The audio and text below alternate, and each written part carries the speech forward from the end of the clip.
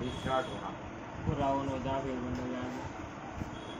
On हो पूरे पूरे वो पूरे स्टार्ट हो रहा है, वो लोगों का भी बंद हो जा फिर स्टार्ट हो जा। कुछ भी प्रॉब्लम हो सकती है, या तो लोगों पे ही स्टार्ट हो रहा है। मान लो पहले MI आया या वीवो आया, सेकंड लोगो आया, फिर दोबारा वीवो आ गया, जब किसी मार के फिर दोबारा वीवो आ गया, या फिर पूरा ऑन हो जा रहा है। ऑन होने पे जैसे पासवर्ड वगैरह मांग रहा है, थोड़ा बहुत चला के यूज़ कर रहे हैं आप, फिर रिस्टार्ट। जैसे सैमसंग के फ़ोन आ रहे हैं आजकल, डबल टैगर वाले फ़ोन चलते हैं, प्रॉपर यूज़ हो रहे हैं। जैसे ही थोड़ा बहुत उन पर लोड आया, हैंग होकर रिस्टार्ट हो जाएंगे। चाहे फ़ोन पूरा ऑन होकर रिस्टार्ट हो या फिर चाहे लोगो पे रिस्टार्ट हो। समझो कि फ़ोन का रिस्टार्ट होना चाहे लोगो पे हो, चाहे ऑन होने के बाद हो, चाहे थोड़ा एक आधे दिन यूज़ कर लो फिर हो जाए। सैमसंग के फ़ोन में ज़्यादातर यही होता है, थोड़ा सा यूज़ कर रहे हैं, जैसे लोड पड़ रहा है, नेटवर्क सिम डाल रहे हैं तो रिस्टार्ट हो जाए। असली जो फ़ोन पे लोड आता है वो सिम डालने के बाद आता है और इंटरनेट खोलने के बाद। अगर तुम बिना सिम के वाईफाई से कनेक्ट करके चलाओगे तो इतना लोड नहीं आएगा फ़ोन। तो रिस्टार्ट में आप फ़ोन में बाहर से बाहर क्या क्या स्टेप कर सकते हैं, बाहर से बाहर एक देखो बैटरी प्रॉब्लम हो जाए किस तरह। वो तो खोलने के बाद की बात है, अभी रीसेट हो जाएगा। वैसे ही है सर, बिना बाहर के खोले बाद। और बाहर के बाद ओके, बाहर के बाद सॉफ्टवेयर की प्रॉब्लम हो सकती है। और अपडेट कर लो, अपडेट से भी हो जाएगा। अपडेट इस तरह हो फिर फोन हो सॉफ्टवेयर जाए। रहेगा तो अपडेट के बाद ही खत्म होगी। बस रीस्टार्ट कर सकते हैं आपको। रीसेट बटन ऑफ साइड से ठीक है। और लगता सॉफ्टवेयर में सब बहुत है। तीनों बटन दबा के रिस्टार्ट कर सकें एक बार। जी कई बार वो लूप छोड़ देता है अपना, तो लोगों ही लोगों पे घूमता रहता है। तीनों बटन दबा के रिस्टार्ट करते तो पूरा ऑन हो जाता है। ज़्यादातर ये केस वीवो के फ़ोन में देखा जाता है। इसके अलावा और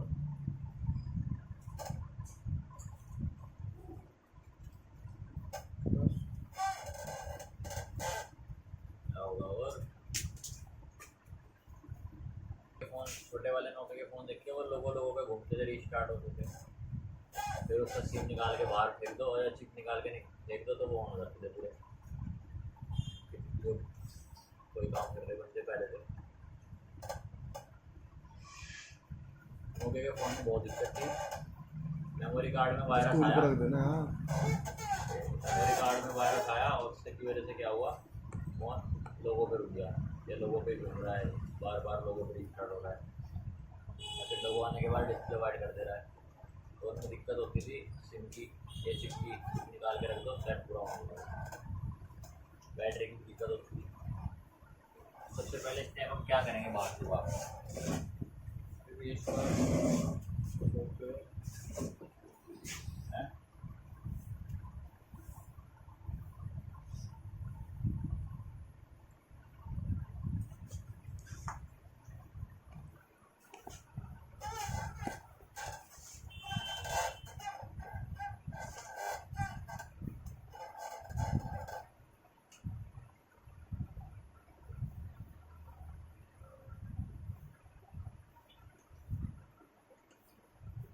लोगों पे, चाहे लोगों पे रिस्टार्ट हो, बार बार लोगो आता रहे, या फिर पूरा ऑन होकर रिस्टार्ट हो, चाहे वो थोड़ी बहुत देर चलाने के बाद रिस्टार्ट हो, चाहे पूरा ऑन होने के बाद तुरंत रिस्टार्ट हो। तो बेसिक वर्क सबसे पहले क्या होगा उसमें, सबसे पहले आप क्या सेट करेंगे, रिमूव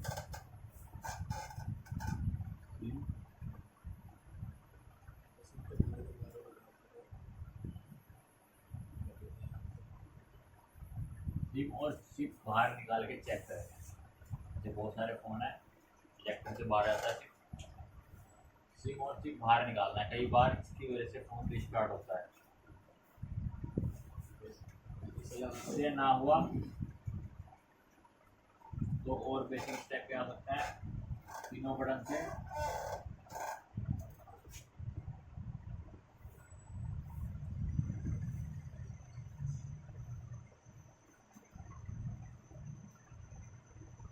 तीनों बटन दबा के रिस्टार्ट करना। अगर फिर भी वो रिस्टार्ट हो रहा है बार बार पूरा ऑन नहीं हो रहा तो फिर यहाँ से भी दिक्कत नहीं है। तीनों बटन कौन कौन से होंगे? पावर की, volume down. Volume, colour, volume. और इसके बाद भी ना हो तो हार्ड से और क्या स्टेप हो सकता है? आप क्या करते हैं इसको? Hard reset.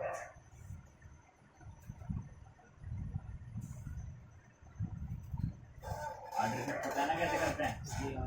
साइड से बटन दबा के, वॉल्यूम प्लस का या माइनस का, पावर का दबा के। ये भी ना हो तो क्या करना है?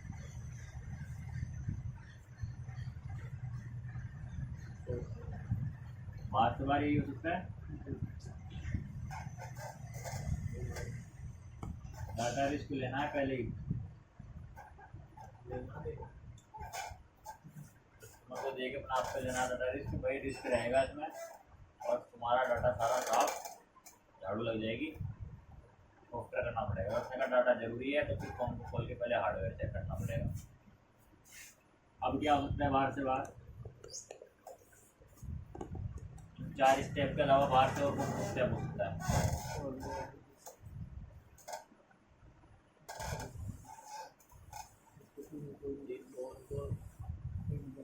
बोलना पड़ेगा। फोन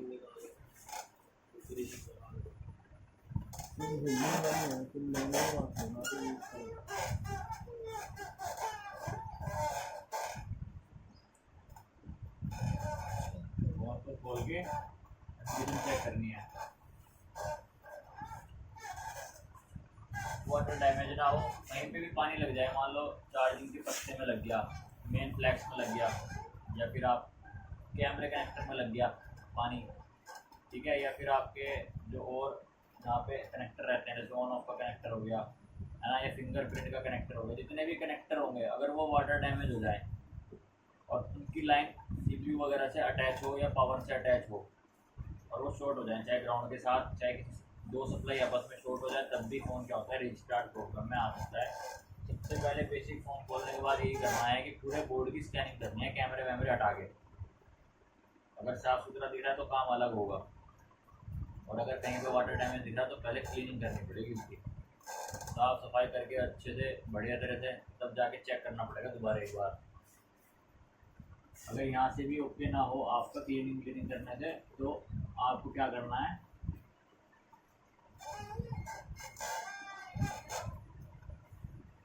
ऑन ऑफ बटन को चेक करना है या पूरे फ्लैक्स को चेक करना है। कई बार ऑन ऑफ शॉर्ट हो जाए तो भी फ़ोन क्या होता है, लोगों पे ही रिस्टार्ट होता रहता है, यानी कि लोगो आएगा, जैसे कि आपका चालू फ़ोन है, चल रहा है फ़ोन, आप उसका खाली पावर बटन दबा के रखो बहुत देर तक, छोड़ना ही मत, 2-4 मिनट, वो रेडमी या फिर जो भी कंपनी का फ़ोन होगा आपको दिखाता रहेगा बस, पूरा ना तो पूरा ऑन होगा ना स्विच ऑफ होगा, जैसे ही बटन छोड़ोगे पूरा ऑन हो जाएगा। अगर खाली पावर बटन छोड़ हो जाए तब ये प्रॉब्लम आती है, ठीक है।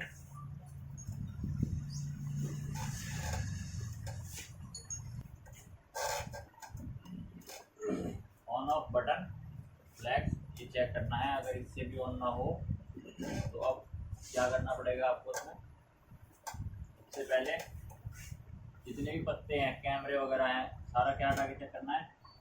फ्रंट कैमरे से ज़्यादा प्रॉब्लम आती है, चाहे वो देखने में सही लग रहा है, लेकिन फ्रंट कैमरा अगर इंटरनली शॉर्ट हो जाए ना फोन रिस्टार्ट होता रहता है। कैमरा कनेक्टर ठीक है, और मेन फ्लैग्स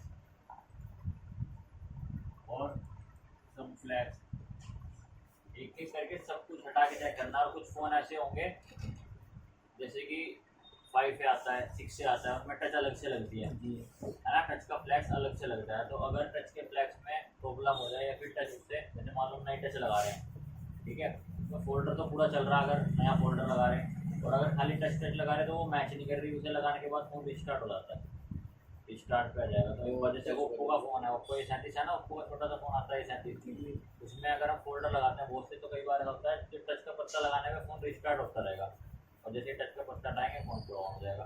तो वहाँ पे टच की लाइन से भी प्रॉब्लम आ सकती है। अब फ्लैक्स या फिर अगर टच अलग से लगी हो तो टच का कनेक्टर भी क्या करना है, हटा के चेक करना है डायरेक्ट, साफ नहीं करना, साफ तो यहाँ कर दिया ऊपर, इनको हटा दो, यानी कि सारे कैमरे रिमूव कर दो, मेन बेल्ट रिमूव कर दो, 50 फ्लैक्स रिमूव कर दो। एक एक करके आप जैसे कैमरे हटा के देख लिए पहले, फिर उसके बाद आपने मेन बेल्ट हटा के देख लिया, उसके बाद चार्जिंग पत्ता हटा के देख लिया। अगर फिर भी प्रॉब्लम आ रही है तो अगला स्टेप होगा, या फिर इनसे सोल्यूशन होगा। मान लो कैमरा हटा के, फ्रंट कैमरा हटा के सेट ऑन हो गया, सही चल रहा है, कैमरा रिप्लेस करोगे, मेन फ्लैग से हटा के सही चल गया, तो होगा रेनो 5 आता है, रेनो 5, रेनो 5 प्रो, एक आता है रेनो 8। उसमें क्या है, फ़ोन में चाहे डबल डेकर बना दो सीपीयू, चाहे पावर चेंज कर दो, चाहे पूरा बोर्ड चेंज कर दो। इसमें प्रॉब्लम क्या आ रही है, जो रनिंग प्रॉब्लम चल रही है, मेन फ्लैग शॉर्ट हो जा रहा है, इंटरनली मेन फ्लैग की लाइन शॉर्ट हो जा रही है ग्राउंड के साथ। उसकी वजह से क्या हो रहा है, फ़ोन चलता है थोड़ी देर और फिर उसके बाद पूरा रुक जाएगा, चिपक जाएगा, ना टच चलेगी, कुछ नहीं होगा। थोड़ी देर रुकने के बाद फ़ोन फिर रिस्टार्ट मार जाएगा वहीं से, यानी कि ऑफ हो गया दोबारा ऑन हो जाएगा, फिर थोड़ी देर चलेगा, फिर ऐसे ही होगा, फिर दोबारा से रिस्टार्ट मार जाएगा। तो ये मेन फ्लैग की प्रॉब्लम होती है। तो ये सब आपको चेक करना है पहले, बेसिक किसी भी IC को छेड़ने से पहले। अब इससे नहीं हुआ तो अब क्या चेक करेंगे आप, सॉफ्टवेयर आपने कर लिया, सॉफ्टवेयर की प्रॉब्लम होती तो वहाँ से ठीक हो जाती। फ्लैग्स हटा दिया ऑन ऑफ का, मेन बैट वगैरह चेक कर ली। अब कोई ऐसा बेसिक काम जो अभी IC लेवल पे तो देखो अभी है नहीं। वाटर डैमेज हुआ तो यहाँ पे चेक हो जाएगा, अगर कहीं पे वाटर डैमेज हुआ, कोई कंपोनेंट खड़े टूटे हुए तो वो आपको लगाने पड़ेंगे, प्रॉपर उनकी सप्लाई बनानी पड़ेगी पहले। अगर क्लीन हुआ तो क्या करोगे बाकी, बैटरी एक बार क्या चेक करना है, चाहे उसी बैटरी को करो या फिर एक बार नई बैटरी लगा के चेक करो। जैसे नोट 7 वगैरह चल रहे हैं आजकल, ही चलते चलते रिस्टार्ट हो जा रहे हैं, फिर हम उनकी बैटरी उसको बाईपास मारते हैं, पूरा फोन चल जाता है ना। ठीक पड़ जा रहे शायद उनके, कल भी किया हमने नोट 7 उसकी याद अब तक हो रही मिली, कहाँ थी सीरी उसकी, दर्द हुई बोलते क्या हुआ, टूटा हुआ था वो, मैंने तो साफ कर रहा था हाथ से, वो अंदर हुई थी कांच से, कल तो पता नहीं चला, दर्द हो रहा हाथ है, अभी अंदर निकल दूँगा मैं उसको। और बैटरी की प्रॉब्लम भी अगर हुई, ज़्यादातर आजकल ज़्यादातर तो बैटरी की प्रॉब्लम आ रही है। नोट 9 हो गया, ठीक है, नोट 8 प्रो हो गया, नोट 7 हो गया, रेडमी के फ़ोन में और वीवो के फ़ोन में Y20, Y30, S1 बहुत सारे सेट आ रहे हैं। तो यही जैसे इसमें साउंड आएगी, जैसे इसमें क्या आएगी, साउंड आएगी फ़ोन में, साउंड चलते ही फ़ोन बंद, या फिर वो ऑन ही नहीं हो रहा, वो लोगों पे ही रिस्टार्ट हो जा रहा है, ऑन ऑफ चार्जिंग पे चल रहा है, चार्जिंग पे चल रहा है, चार्जिंग पे चल रहा है, यानी कि बैटरी लोड में सारी यहाँ से कंफर्म हो जाता है। वो बहुत सारे चार्जिंग पे भी नहीं चलते, डायरेक्ट यूज बाईपास कर दो, चेंज कर दो, तुम्हारी मर्जी है। अगर आप सामने खड़ा तो बदल दो, चला गया तो उसे ठीक करके वैसे ले लो, चाहे रिपेयरिंग के ले लो, चाहे बैटरी के ले लो। अब क्या करोगे आप इसमें, जैसे कल हमने एक फ़ोन प्रोग्राम करा, ठीक है, तो उस फ़ोन में क्या था, MMC कंज्यूम थी 90%। हमने MMC निकाली बाहर, ब्लैक पेस्टेड थी, निकाल के रिवॉल्व करके बॉक्स पर रख के चेक करी। एक मैंने आपको बताया था ISP पिन आउट से चेक होती है, जो जंपर लगते हैं ना, 4 डाटा, CMD, क्लॉक और ग्राउंड, ISP पिन आउट होते हैं, 4 पॉइंट होते हैं उसके। उस फ़ोन में हम जंपर मार के भी प्रोग्राम कर सकते थे, यानी कि IC को बिना बाहर निकाले हुए। लेकिन जब जंपर मार के प्रोग्राम करते हैं तो एरर आते हैं, जैसे फ्लैश करते हुए एरर आ गया, या फाइल को रीड करते हुए एरर आ गया, या राइट करते हुए एरर आ गया। तो हमने इसलिए उस चीज़ से बचने के लिए IC को बाहर निकाल दिया। जिनको IC जैसे ब्लैक पेस्टेड थी, बहुत से बंदे घबराते हैं पेस्टेड IC से, तो वो करते हैं जंपर मार के काम, तो उसमें टाइम भी ज़्यादा लगता है। हमारा 2-3 घंटे में पूरा हो गया प्रोसेस, उनका तो शाम तक चलता हो, अभी रीड ही हो रहा है, फिर उसके बाद राइट ही हो रहा है, और फिर फ्लैश हो रहा है, कंट्रोल फ्लैश होने में लग गए। तो उसमें क्या है, हम जंपर मार के भी चेक कर सकते हैं उसकी हेल्थ को। जंपर मार के हमने चेक कर लिया, हेल्थ कंज्यूम है, तो हो सकता है उस वजह से रिस्टार्ट हो रहा हो। अगर कंज्यूम है या बैड हेल्थ, मैंने तुम्हें बताया था ना, SLC और MLC अलग अलग नहीं सेम होती है, तो जंपर मार के हम उसको चेक कर सकते हैं। जैसे Realme 5 आते हैं, फ़ोन A7 आ गए, A3s आ गए, जिनमें बाहर से बाहर हमें पॉइंट मिल जाता है ना, वो वाले डाटा CMD क्लॉक के, उसमें हम जंपर मार के चेक कर लेते हैं, IC निकालने नहीं पड़ती। तो इस कंडीशन में भी हम उसको चेक कर सकते हैं उसकी हेल्थ को। कुछ फंक्शन भी आ गए, वन लॉक टूल में आ गए, UMT में भी आ गया, आप सिर्फ फ़ोन को कनेक्ट करके वहाँ पर उसकी हेल्थ चेक कर सकते हैं IC में, उसकी MMC की हेल्थ कंज्यूम तो नहीं है, या फिर वो बैड हेल्थ में ना हो। एक बार हम क्या कर सकते हैं यहाँ पे, चेक MMC हेल्थ, ठीक है। एमएमसी की हेल्थ को चेक करना है, वो आपको बता देता बैड हेल्थ नहीं होनी चाहिए, एसएलसी और एमएलसी सेम होना चाहिए। इसको चेक करना है बाय ISP पिन आउट, यानी कि अभी आईसी निकाल लिया आपने, सिर्फ जंपर मार के चेक किया उसको। अगर रीड कंज्यूम तो आपकी मर्जी है, चाहे जंपर मार के प्रोग्राम करो चाहे उसे बाहर निकाल के प्रोग्राम करो। अगर इससे भी ना हुआ तो फिर क्या करना पड़ेगा आपको, सॉफ्टवेयर आपने कर दिया, नॉर्मल बैटरी चेंज करके देख ली, कनेक्टर वनेक्टर हटा के देख लिया, जैक वैक सब करके देख लिया, सब फ्लैश हटा दिया, टच कनेक्टर हटा दिया, कुछ नहीं हुआ तो सबसे पहले CPU पे नहीं जाना, आपने PMI जैसे क्या बोलते हैं DC to DC converter, DC to DC converter को चेंज करना है, समझ गए। इससे नहीं हुआ पहले चार्जिंग IC, फिर मेन पावर IC, कौन सी IC, पावर IC। कुछ मॉडल ऐसे होंगे जो आपके पास रनिंग फ़ोन आएंगे, मान लो आपने पहले उस पर ये चेंज किया, फिर ये चेंज किया उसी मॉडल में, फिर उसकी बात बनी CPU से, फिर उसकी बात बनी MMC से, तो आप फिर वो डायरेक्ट वहीं पे काम करते हो। पहले तो तुम्हें स्टेप बाय स्टेप जाना पड़ेगा। अब मान लो कोई मॉडल आया, आपने हमें फ़ोन किया, हमारे पास हमने वो पहले रिपेयर कर रखा है, 4 बार CPU से रिपेयर किया, तो हम आपको भी ये कहेंगे कि भाई इसका CPU बना दो, तो आप भी डायरेक्ट CPU बनाओगे ना। वरना अगर अपने हिसाब से चलोगे तो तुम्हें स्टेप बाय स्टेप जाना पड़ेगा। जैसे X3 है, X3 Pro है, OnePlus 7 Pro है, ये वाले फोन स्टार्ट होते हैं उससे डबल डैगर बना देते हैं। इससे ना हो क्या करना है, CPU, और CPU अगर दिखने का भैया डबल डैगर है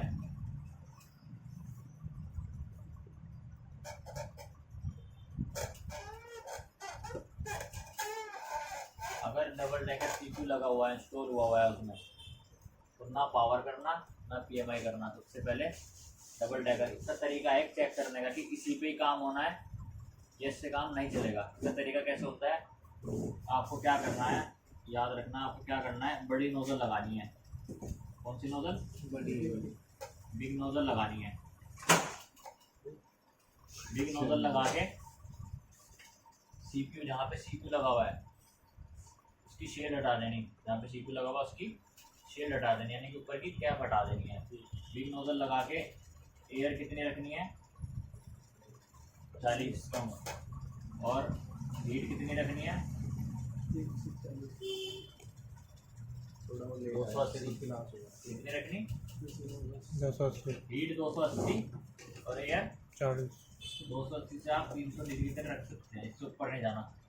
अगर इससे ऊपर गए तो दूरियाँ बाहर आ जाएंगी क्योंकि वो पेस्टेड होगा, उससे नीचे नीचे रहना है, 280 से 300 के बीच रहना है। एयर पूरी रखना 40, समझ गए। और कितने सेकंड के लिए, 10 सेकंड, सिर्फ 10 गिन लेना, 1 2 3 4 5 ऐसे गिन लेना 10 तक, 10 सेकंड तक CPU को हीट कर रहे हैं, यानी कि सेकना है। बड़ी नोजल लगा के ये टेम्परेचर सेट करके CPU को ऐसे घुमाते रहना, पेस्ट भी डालना था उस पर, बिना कुछ पेस्ट नहीं डालना, पेस्ट वेस्ट कुछ नहीं डालना। बोर्ड रख लेना और बोर्ड रख के ऊपर से ऐसे बड़ी नोजल होगी, चाहे पूरे बोर्ड पे हीट मार देना। ऐसे पूरे बोर्ड पे मारोगे तो 20 सेकंड मारनी पड़ेगी फ्रंट में और 20 सेकंड मारनी पड़ेगी बैक में। अगर खाली CPU में मारोगे तो सिर्फ 10 सेकंड, इससे ज़्यादा नहीं, 10 से 15 हो जाए, इससे ज़्यादा ना हो, वरना गोलियाँ बाहर आ जाएंगी CPU के नीचे से निकल के, फिर प्रॉपर रिवॉल्व करना पड़ेगा वो ना चाहते हुए भी। ये चेक करने का सिर्फ तरीका है। अगर इतनी हीट लगने के बाद जैसे ही बोर्ड ठंडा हो जाएगा, कूल हो जाएगा, आप तुरंत बोर्ड में लगा के अपने फ़ोन में लगा के चेक करें। अगर फ़ोन ऑन हो गया कंप्लीट, मान लो लोगों पे रुका हुआ था या रिस्टार्ट हो रहा था, अगर कंप्लीट ऑन हो गया तो सिर्फ इस पे काम करना है आपको, डबल डैगर, समझिए। अगर इससे भी ना हो तो फिर आपको एमएमसी को क्या करना पड़ेगा,